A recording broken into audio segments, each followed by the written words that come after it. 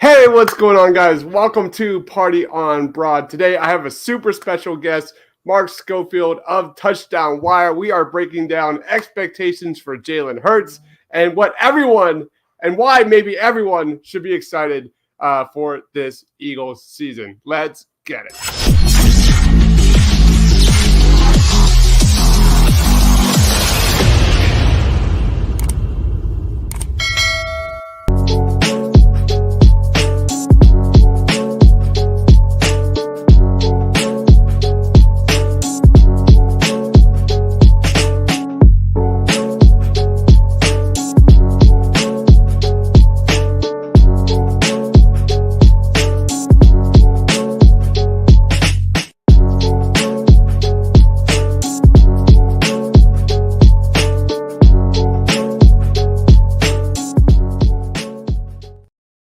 All right, guys.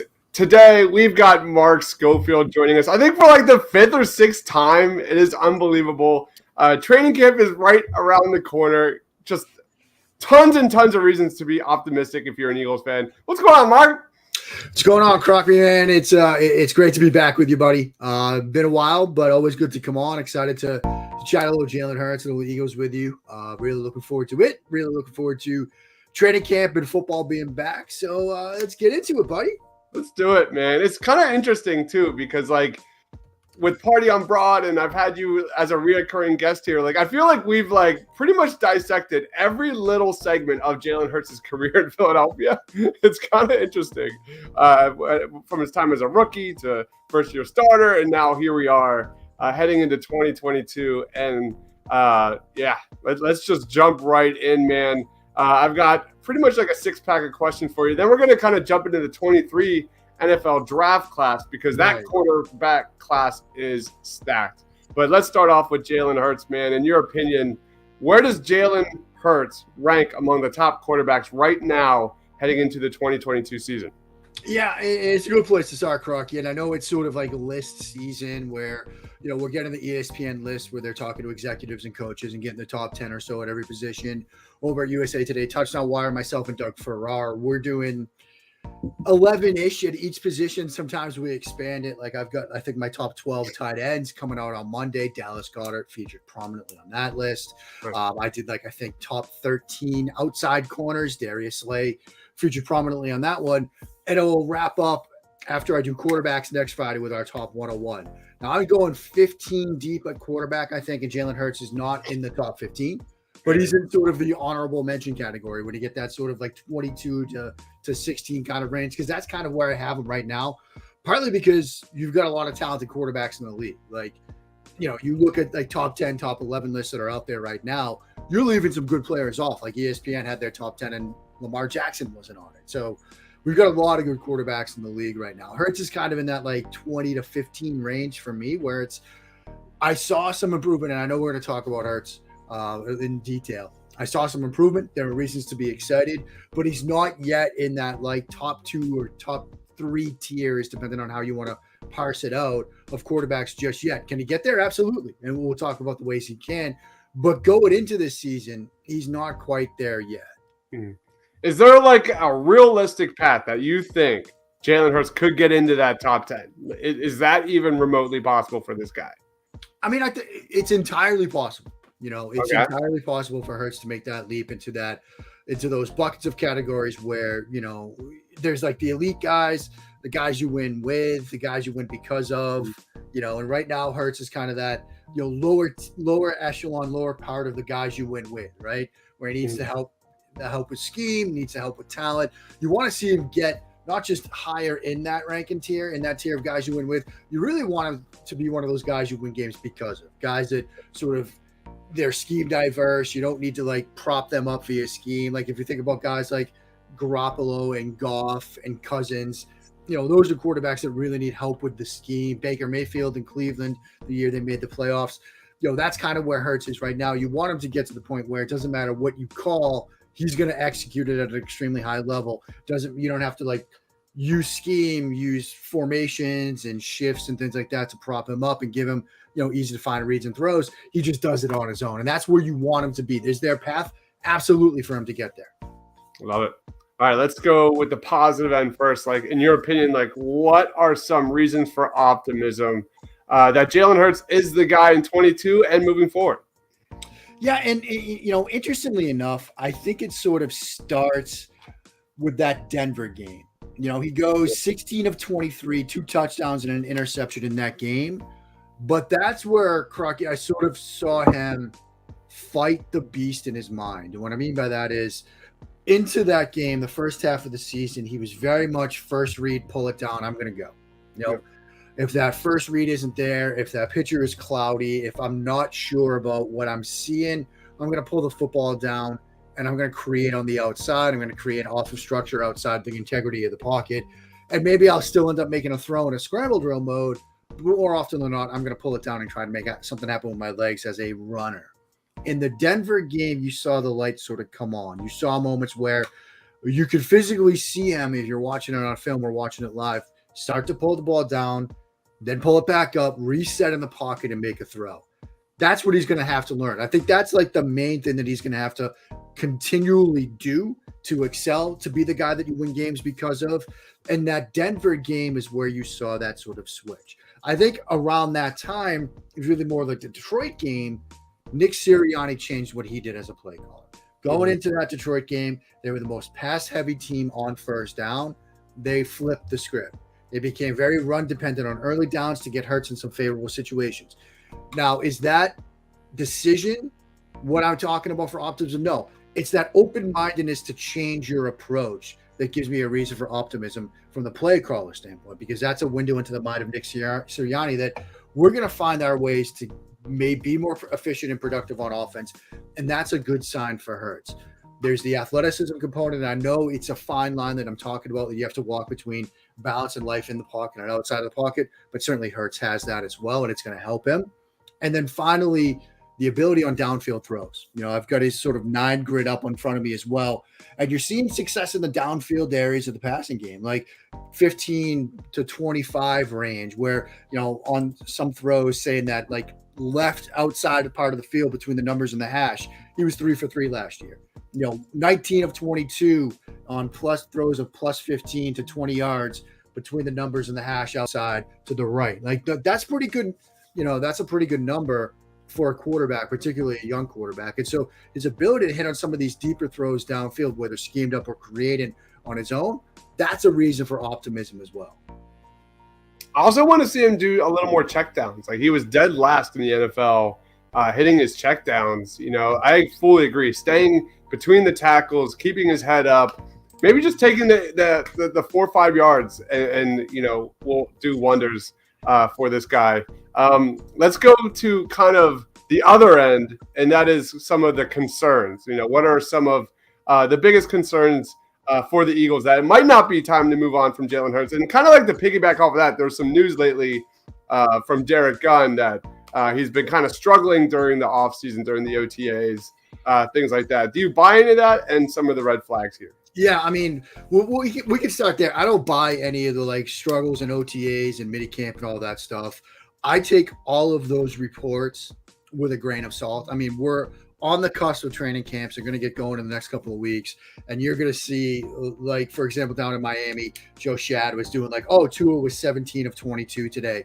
I throw all that stuff out the window. And there's a couple of reasons for that. One, you're installing stuff. Two, you get on the same page with some receivers that you maybe haven't thrown with before, haven't spent a ton of time with before, including in Philly's example, A.J. Brown and Jalen Hurts. 3, training camp, practices, minicamp, OTA. It's the time to try stuff out. I'm old enough to remember Patrick Mahomes that first summer before his first full year as the starter, and reports out of Kansas City where he's throwing picks left and right. Like, he's taking too many chances with the football. And then come to find out months later when asked about that injury, he was like, we told him to do that. We wanted him to learn in practice what you can and cannot do, what you can get away with, what you can't get away with. And so this idea that a quarterback is sort of struggling in minicamp and OTAs, it's a grain of salt situation. That's your job to report it. Fine. You're hearing something, you're seeing something, fine. I'm gonna wait on that until October, basically. Like, if he's struggling on the field in September, October, then yeah, we'll deal with it then.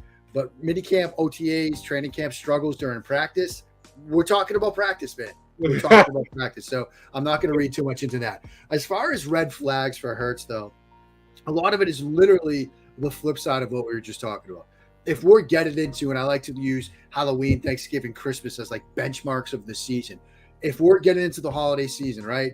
We're getting excited about, the Peanuts Thanksgiving special is on, Great Pumpkin, things are all over the neighborhood, right? And we're talking about Jalen Hurts is still bailing from clean pockets. He's still bringing the ball down and trying to create things. He's one read and go still now at this point in his career. That's going to be a red flag. And so that's certainly one.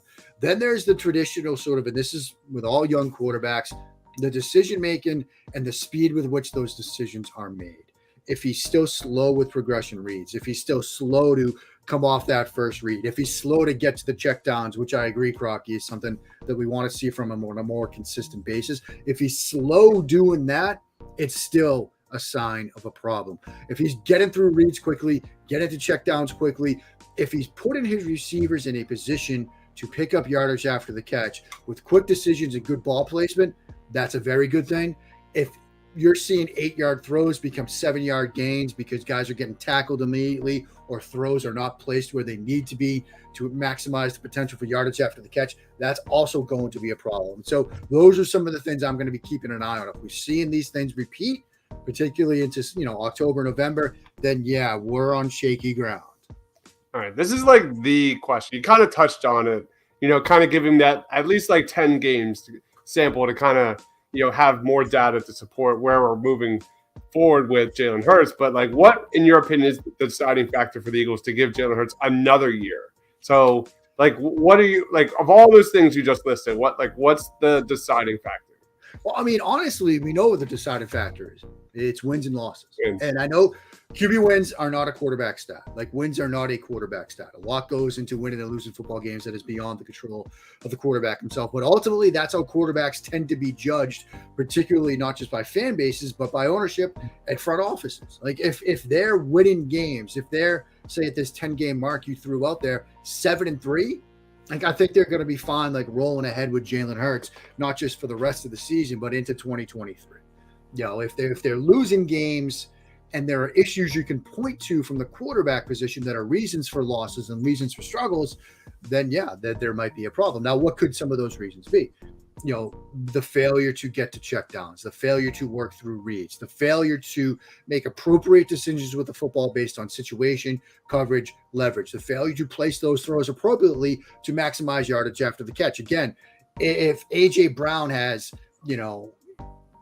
800 receiving yards at that point, and he's only got like 20 yards of yak on top of that, that's going to be a problem. Like, you need to create opportunities for your receivers after the catch, particularly in a system like Sirianni's at times, which again looks to maximize yardage after the catch, looks to create open looks for receivers, give the quarterback a quick read, and then get the guy that football in space so he can again maximize yardage after the catch. If that's minimized because of Hurts' inability to make quick decisions and failure to place the ball where it needs to be, yeah, those are some issues that could pile up, add up into losses, which could then sort of pose a problem for Jalen Hurts in his tenure with Philadelphia.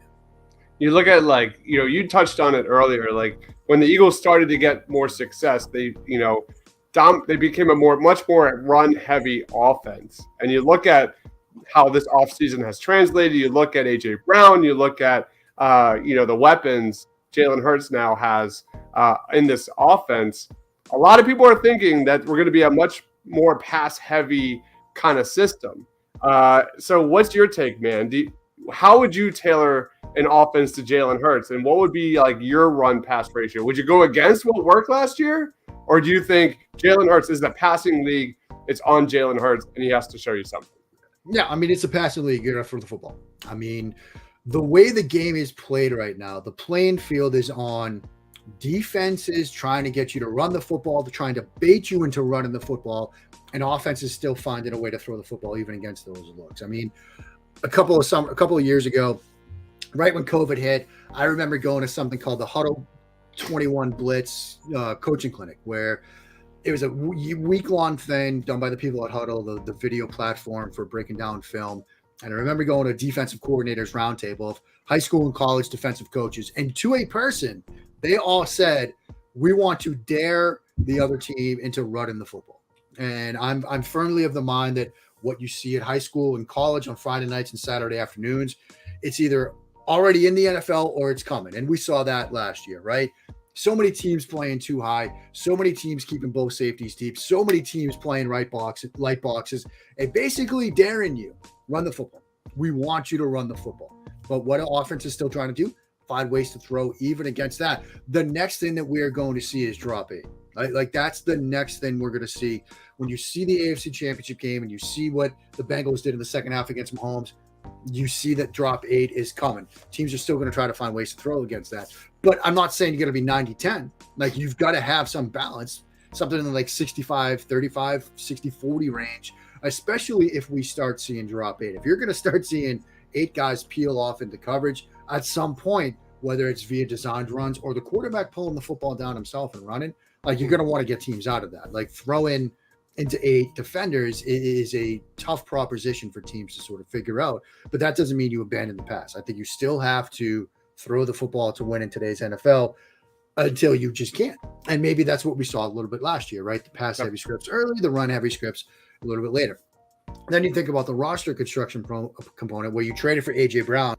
You're not trading for him to block. I mean, this isn't a N'Keal Harry situation where you're giving up a 7th-round pick for a blocking wide receiver. Like you traded for AJ Brown to catch the football and to make plays in the passing game. And so I would still continue to throw the football, again, 60-40 or something like that. You want to lean into it a bit. And I think, look, you almost want to be similar to what AJ Brown was coming from in that Arthur Smith Tennessee offense before Smith went to Atlanta. Play action, lean into crossers, lean into some, you've got the opportunity now to get Smith and Brown involved in some 2-man route concepts off of play action to really sort of stress defenses. And I think you want to lean into that as well. Very quarterback favorable situation. And then ultimately, look, you've got to be able to sustain drives. And whether that's via deeper throws, whether that's via get into checkdowns, like you've got to find the opportunity to turn 3rd and 7, 3rd and 6, 3rd and 5 into 1st and 10.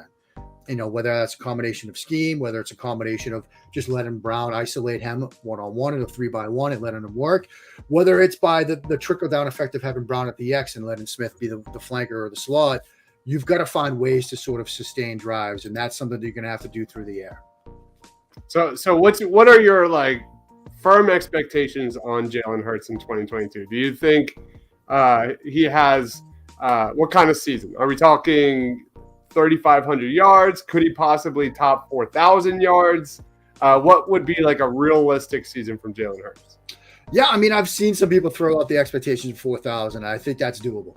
I do. Wow. I think that's doable. 3,500 is probably a safe bet, but I've seen some expectations, some people sort of speculate and projecting for, and I could see that. I think ultimately, though, I always try to get people to shy away from like hard numbers and focus on this question. Is Jalen Hurts going to be a better quarterback, not just football player, quarterback in week 18 than he was in week 1? And I think he will be. I think he's going to I'm very optimistic that he takes a very big step forward. I'm very optimistic that this time next year, I'm not on talking about CJ Stroud and Bryce Young or any of those guys, that we're talking about the next year of Jalen Hurts and the next step in his development. I'm firmly a believer in Jalen Hurts going forward. And he's somebody that, if you look back to where I was when he was back at Oklahoma and his draft process to now, he's somebody that's like changed my mind over this entire process, because I remember going into his Senior Bowl week thinking QB8, QB9, QB10, like I just don't see it. And he slowly started to rise up in my mind, seeing the work that he did there. And I became a more of a believer in him over time. And that's continued to this day. And so, yes, I think he can put up big numbers, but I think the bigger and the more ultimate question is, in week 18, is he a better quarterback than he was in week 1? And I firmly believe he answers that question in the affirmative. I think I'm hopeful. I'm optimistic that Jalen Hurts shows progress as the season progresses, but I can't help but think like the Eagles get a terrible matchup come the playoffs and like the Bucs, and Jalen Hurts can't make those throws in tight windows to beat a good defense. But Chris says Jalen Hurts will improve. He's improved every year since college. Mark literally just said that. So this is the kind of time where I've got you here for another 10 minutes, and I love the NFL draft. You love the NFL draft, and the Eagles have 2 first-round picks. So we're going to talk a little about the 2023 NFL draft, and that is the quarterback class, which I think is absolutely outstanding. Lead us off, Mark. The Eagles probably won't have a shot at this guy, but CJ Stroud, this guy has basically the measurables. He has the elite decision making. He plays like a professional quarterback. What's your take on CJ Stroud? Yeah, I mean, look, Crocky, from where I sit, he's QB1 going into this year. Yeah. Now, obviously, a lot can change, but I'm a big believer of his game. NFL arm. You look at the offense that it ran at Ohio State, and I know that with Justin Fields and now a little bit with Stroud, as people are doing their summer scout, and there's questions of, are they one read progression read guys? Can they work through progression reads? I've got their playbook just outside of my reach right now. It's an NFL type of system, right? With routes that convert, multiple conversions on a given play where all 4 or 5 routes might convert based on the coverage. And what that does is it's not so much that he can read and decipher a defense. There's a lot of the progression reads that are done pre-snap, right? Like if you get to the line of scrimmage and okay, I've got this skiddy on the right side. It's going to convert to a straight seam if they stay in single high. It's going to convert, to a safety splitter and 2 high. That's where my eyes are going to go. You're ruling stuff in and out before the play even begins. He moves well in the pocket. Like, is there stuff he can clean up? Footwork, throw in motion? Yeah, certainly. But I think right now, he's the guy I'm most excited to watch. Now, are there concerns in the sense that he's playing around a ton of talent? Yeah. I mean, we just saw 2 of his receivers get drafted in the first round. We're going to see another one next year with JSN, who's a fantastic wide receiver prospect as well. You also saw their tight end get drafted on day 2, I believe, or maybe early day 3 in Ruckert, who was like their 3rd option. So he's got NFL talent around him. But I think, look, when you see what he does, when you see what he's asked to do, very, very good quarterback prospect going into the season. Yeah, I think CJ Stroud is just going to put up video game-like numbers. Yeah, absolutely. It's going to be absolutely historic. It's going to be really, really fun to watch. Moving on, of course, that is basically 1B or right underneath that guy, and that CJ Stroud. I'm talking about Bryce Young. What's your take on Bryce Young, and is his lack of size any concern to you? It's not, with the way the NFL has trended at the position. I mean, he's certainly built more like a slot receiver than your traditional pocket quarterback. But when you see the decisions that he made, when you see the aggression that he played with, the appropriate aggression with taking some chances with the football, when opportunities present themselves, good placement, good accuracy, good vision, all that stuff. Very much an athletic quarterback as well. Also had the best game against Georgia. I mean, that should count for something. You're talking about a team that produced, I think, 5 first-round picks on the defensive side of the ball. Should have had 6 with Dean, but he fell because of injuries. And so the fact that he had a good game against them should also count for something. The size is a concern. It might be that some teams sort of leave him down the board as a result, but I'm not knocking him for that. I mean, I think you're right. If Stroud is your 1A, he's your 1B. Yeah, he can, like, his touch and accuracy hitting that middle area of the field is absolutely legit. Let's go on to a guy that I think has Eagles written all over it, assuming Jalen Hurts doesn't work out. And the guy I'm talking about is Will Levis. Will Levis is a really interesting name. What's your take on Will Levis? Yeah, I mean, look, we're always trying to find that next quarterback riser, right? Whether it's trying to find the next Trubisky or Burrow or Kenny Pickett, and Levis is kind of the guy that people have coalesced around as those are your top 2, with Stroud, with Young. Levis is next. Very good arm, can throw the ball extremely well. There are areas that he needs to sort of clean up, right? Like seeing the field, working through reads, throwing guys open, anticipation, as you note there. Those are things that he has to clean up, but the arm is certainly there. I'm a little bit cooler on him than I think consensus is right now. There are a couple of guys that I'm a little bit more excited about, but can he be that guy that rises? Can he be that guy that plays his way, high into the first round? Absolutely. He's got the ideal size and, weight and height and build for the position. And so I think there's a reason for the excitement. I'm just a little cooler on him than I think consensus is right now. A lot of people call this draft like Bryce Young and CJ Stroud, but after that, it's like a race for, number 3. Is that correct? I mean, I think so. I think so, but it's really probably a race for like 3, 4, 5, 6, 7. Like I'm not saying we're going to see like 7 guys in the first round, but I think there's the potential to see, we saw 1 this past, we saw 5 the one before that. I think 5 is a reasonable number given the talent that's there. I do think, right now Stroud and Young are the guys that kind of separated themselves, but that's not to say that's where they're going to end up. And there's a lot that can change. Young, Stroud, they might decide, look, we'll stay another year. Like we like college. Things can change over the course of the next couple of months here. But right now, is you got those 2 guys at the top, and then everybody else is kind of fighting for who's next, whether it's 3, 4, 5, 6, 7. How many first round, quarterbacks do you expect in next year's draft? Like, could we see 4 or 5? I think we could.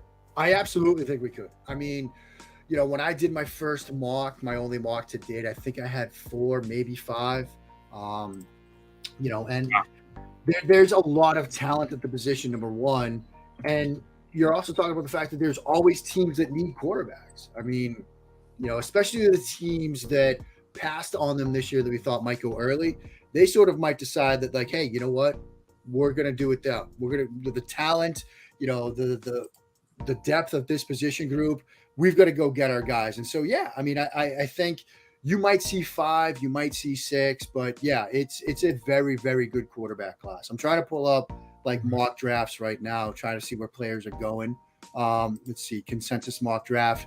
I mean, NFL mock draft database, one of my favorite sites.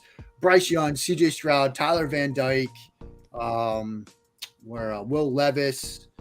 These are all, KJ Jefferson from Arkansas. He's a beast. He's like these are all guys that are going in the first round right now. So, there you go. There's a guy that I think the sky is the limit for Florida. Anthony Richardson can let it fly anywhere, has a great arm. He's a little too reckless for his own good, but talk about unbelievable upside. What's your take on Anthony Richardson?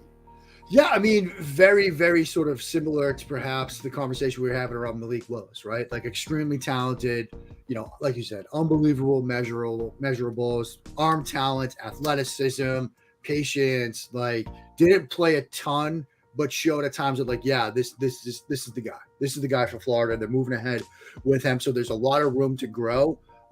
You're seeing projections, like I said, having him well inside the first round right now. I think that's a little rich, but the talent level is there. And if you've got, a window to develop somebody, you'll probably be excited about what you see from him in the fall. Yeah. All right. That is Anthony Richardson. Now I think a guy that I think blew me away is Tyler Van Dyke. Just has a cannon arm, elite in the red zone. What's your take on Tyler Van Dyke? I mean, look, extremely talented player. When I was studying him, I was kind of surprised, like, man, why is this guy getting so much excitement before I really dove in? And then I dove into the film and it's like, oh, yeah, he's making anticipation throws in the middle of the field with not a ton of experience under his belt. Like good arm, moves well in the pocket, works through reads quickly. As you know, can hit every throw he wants. Yes, there's some mechanical inconsistency. And yes, there are things he can clean up for. And yes, teams will now have a year of film on him. But I think he's similar to the Eagles. There's excitement down in Miami. Obviously, a new head coach coming home. What TVD showed last year as well. But he's a huge reason for their excitement. And the fact that he was able to make some reads and throws, attack in the middle of the field, which you often don't see from college quarterbacks, period, let alone guys with minimal experience, is a huge thing for him. Love it. And then lastly, we already we have 2 more. Let's go through a guy that I actually was a little surprised on. I think I read on The Athletic was Tanner McKee was the number 3 guy here. He was one of my honorable mentions just outside of my top 5, but I would love to know kind of your thoughts on Tanner McKee. Great size. I mean, it sort of starts with another name in Davis Mills, right? Like, you look at that Stanford offense and what it's done for quarterbacks and how it sort of opened the doors, right? And as I wrote in my notes, like Mills rode that Stanford pro-style offense to an earlier than expected draft pick. He could have the same kind of sort of rise, like 64.7% completion percentage, 14 touchdowns, just 3 interceptions. Aggression and accuracy are two strengths of his. Not afraid of challenging small throwing windows. No fear throwing over the middle. An accurate passer that I think is going to have people excited. Touch, kind of needs to improve on that, but has size, has accuracy, has aggression, plus mechanics, good footwork, good feel. He could be a first-round pick. Yeah. Really, really fun class. Out of all those guys, who do you think would fit Nick Sirianni's system the most or the best? Assuming, even if you would have to trade up just a little bit. Do you have like a favorite out of that group? I mean, for Sirianni's system, it's kind of hard to look past Young, and I don't know if it's the kind of like athletic Alabama kind of thing that's in the back of my mind. McKee could fit really well. Levis could fit really well. There's another guy that if they sort of move in the like under center play action, crossers, pro style concepts off of play action, Phil Jakovic from Boston College. He didn't dive into a little bit that much, but one of my favorite guys this time last year had a wrist injury. So he didn't really play a ton, and we made a ton of mistakes. He probably came back too soon trying to, improve his draft stock, but made the decision to go back. I think he's a guy to sort of watch. I'm going through my list of quarterbacks here. We'll drop Spencer Rattler's name in there. Will Rogers from Mississippi State. I know. But look, PFF just dropped their like top 10 quarterbacks, and they had Rattler over Stroud right now. That was Anthony Thresh over there. Wow. So that's an interesting one.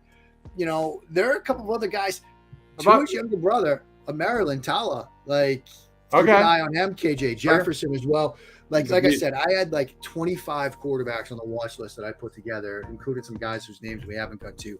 It's got the potential to be a tremendously deep class. Yeah, it's awesome. I did my early rankings on my quarterbacks, and I just came out so impressed. KJ Jefferson, uber potential. A lot of these guys, it's so deep. Yeah, a lot of these guys we just have to wait and see and how they perform this season. But I think there's going to be a lot of high risers, and it's going to be a lot of fun. Unlike, I was not giddy about last year's class. No, not at all. Not at all. Not at all. But this next group, it's going to make my life a little easier, right? Because there's going to be a lot of excitement about this quarterback class. There's a lot of people that are going to be, asking me questions about these guys. So it's going to be a better draft season for me than it was last year, and I'm excited about that. Yeah. Chris says Jalen needs to learn to use his eyes better, reading defenses. Accuracy needs to be better as well. Mark hit the nail on the head about what Jalen has to do to improve. Smith, Brown, Quez, and Goddard will cause havoc. I see Jalen getting 3,000 yards, 30 touchdowns, 10 interceptions, 65. Hey, you take that in a heartbeat, right? If he puts up those stats, he's not going anywhere. He's going to be an Eagle for a long time. Yeah. You're doing the long-term deal if he puts those numbers up, and those numbers are doable. I can see it. Yeah. Do you think the Eagles have a 1,000-yard receiver this year? If he hits 4K, you're going to see somebody hit 1,000. I guess you have to. You kind of have to there. I do. And interestingly enough, if I were to place a bet on who it would be, I'd say Smith rather than Brown. Just because I think I always like to put myself in the mind of defensive coordinators. That's who you're going to rotate your coverage to first, right? It's A.J. Brown. I think it's going to create opportunities for Smith. I think he's going to have a great year this year because as good as he was last year, there were moments when bigger, more physical corners that could press him were able to get into him a bit, were able to get their hands on him, were able to pin him to the sidelines a bit. Now with Brown and his physical presence at the X, you can move Smith to the slot. You can move him around, get him an off-ball roll, get him some free releases. That's going to be huge for him. So I think we see a guy at 1K, and I'd say it's Smith right now who has the best chance at it. All right. That is Mark Schofield, one of the best when it comes to analyzing quarterbacks. From one Star Wars fan to another, I can't let you go until we bring this up. Did you get a chance to watch Obi-Wan, the TV show? I did. I enjoyed it. Good. There was a lot of look, I get it. Book of Boba Fett was a little hit or miss. Some of the best episodes was oh, look, the Mandalorian's here. Okay, I'm excited now. I really liked Obi-Wan. I thought it was really well done. I thought the visuals were stunning. I enjoyed it a ton. Yes, there were some like plot holes and inconsistencies, with the third sister and like trying to sneak up on Darth Vader. It's like, oh, but he knew she was coming all the time. Yeah, I mean, there's some sort of like check the plot in your mind moments at the door. I really enjoyed it. What about you? Good. Yeah, I loved it. Of course, it's Star Wars, and of course, on social media, it's so divisive. Like that's what Star Wars is. I can't stand that side of it, but I thought it was really well done. I agree. Like there was some kind of decisions in that show that I didn't like. It's time to let the Skywalker saga go. Yeah. It is. But I did like how it ended. I thought they really stuck the landing. Absolutely. Obi-Wan and Vader, and how those two are just so amazing together. So I thought that was really, really well done. I enjoyed it. It was a solid like 8.5 out of 10. Yeah. I mean, will I rewatch it? Probably not. Like I'm rewatching Mandalorian from time to time. I'm probably not going to rewatch Obi-Wan. And I'm glad that I like watched it at like midnight or first thing in the morning every time the episodes dropped. Absolutely, I enjoyed the heck out of it. So the reason I asked, in case nobody knows, like I remember our first show together. You had a Grogu balloon right behind you, and that's where that came. It is actually. I had to deflate it. I still got it though. It's in a storage room where we've got like a workout area set up. Nice. I have it pinned on the wall, so when I'm like lifting, there's Grogu right there. So he's always watching me. It's awesome. That was from years ago. That's so funny. All right, plugs, Mark. Anything you want to plug? Thank you so much for coming on, man. Well, look, Crocky, it's always great to be here. Can't wait to be back. At Mark Schofield on Twitter. There it is, right there. USA Today's Touchdown Wire. Myself and Rachel Prevet over at Bleeding Green Radio at Bleeding Green Nation. We are bringing back the QB Factory reboot in a couple of weeks. We had a little hiatus for the summer, but we will be back right around training camp as that gets rolling. Talking Eagles, talking quarterbacks. So look for that as well. But at Mark Schofield on the Bird app right there. And Crocky, man, we'll talk soon, buddy. Hell yeah, man. Always a great time talking shop with you, man. You're here, man. Your knowledge of quarterbacks and everything. And I can't wait to have you back on because I want to know. This is such a huge year for Jalen Hurts. Yeah. Such a huge year. So much optimism going on. Let's plan on something like 1st of October around there. We can do like the first 4 games, kind of recap where he is. Let's do that. Yeah, and we're not going to overreact. We're going to truly analyze what we have seen so far. You're not going to get – because that's what this is, Mark. I don't know if you're aware, but, like, it is Philadelphia. Like, when it comes to Jalen Hurts, you're either he's the next MVP, he's going to be amazing, or you're completely out. Why can't you just be in the middle and be like, show us, prove it? Yeah, I mean, that's where I try to be, man. But look, we live life at 280 characters at a time. And so there's no patience anymore. I get it. There's no patience anymore. I mean, you get drafted as a rookie quarterback. If you miss your first throw in your first preseason game, you're a bust. That's the way the world works now. So absolutely. It's game's the game, man. Yep.